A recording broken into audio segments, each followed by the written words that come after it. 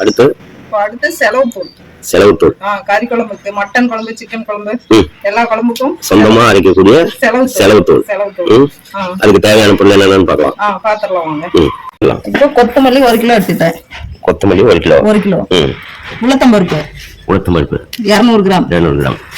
கடலை பருப்பு 200 கிராம். கடலை பருப்பு 200 கிராம். அரிசி 200 கிராம். அரிசி.